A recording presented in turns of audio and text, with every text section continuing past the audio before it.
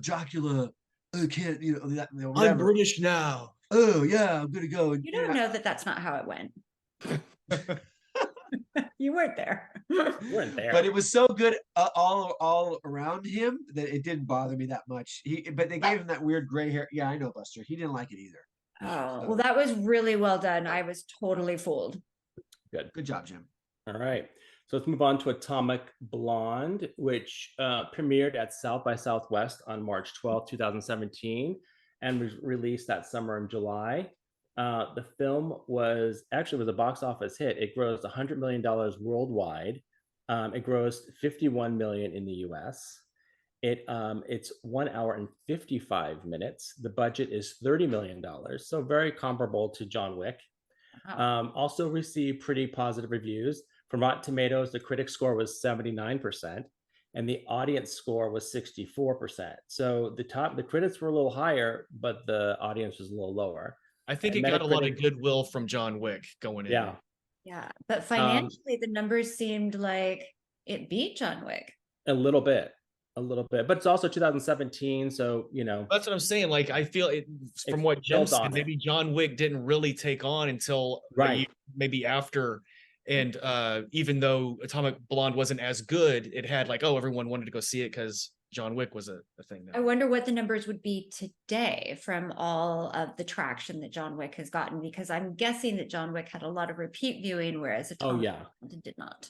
No, 100 agreed, 100%. Yeah. Let me see. So I did Metacritic. Metacritic, it received a critic score of 63 and an audience score of 6.7. Yeah, so not quite as high as John Wick as far as the Metacritic score goes. So, all right, these are the Metacritic reviews.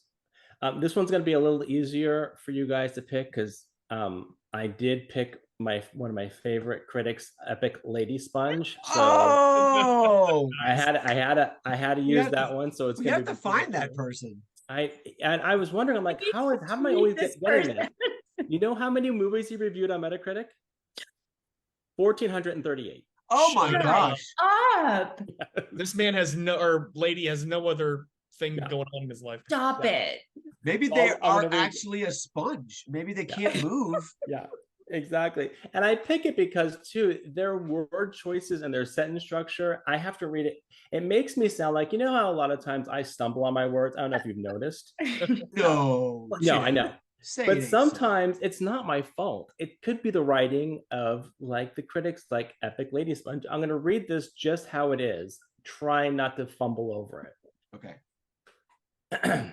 If you're familiar with what they seem to give you that seems to be related to this, then Atomic Blonde is predictable with its similarities, but not with the plot at least.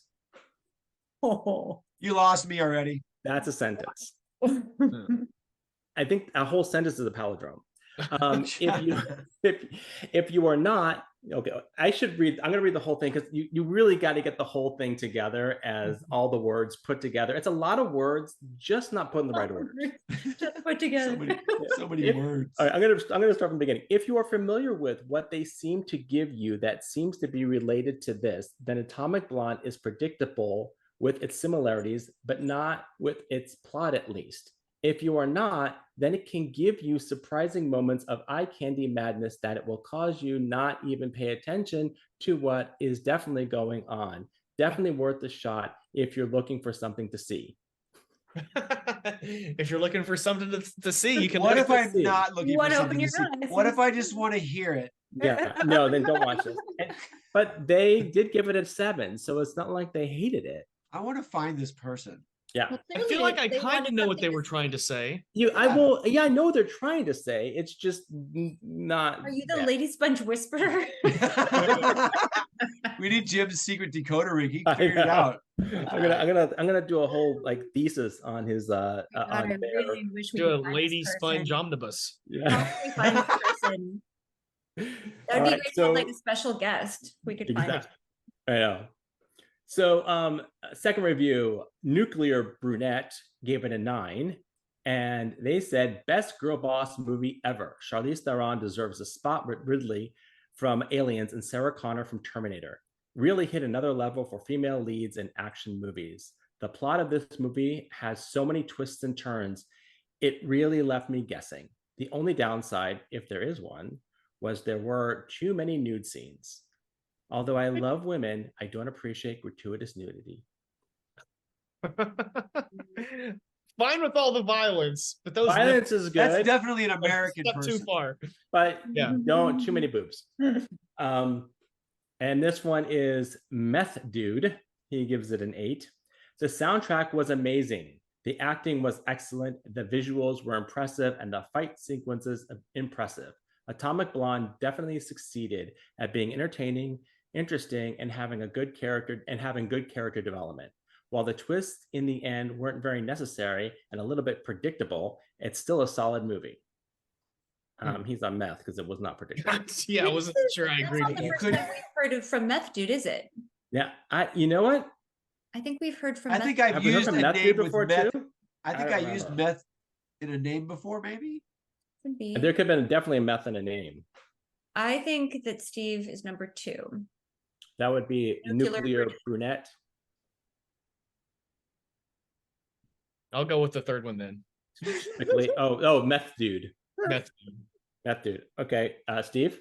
The winner is Amber. Hey! I made that one. Sorry, I made that one a little easier. There's only a choice between 2. But Nuclear Brunette was a great name. It was a really good name, but the firm stance against boobs was so like, nah. I only like one kind of nudity, and it's gratuitous. I don't want whatever the opposite of that is. I have to think about it. It's full frontal or nothing. Like hearkening back to Steve's notes, +2. So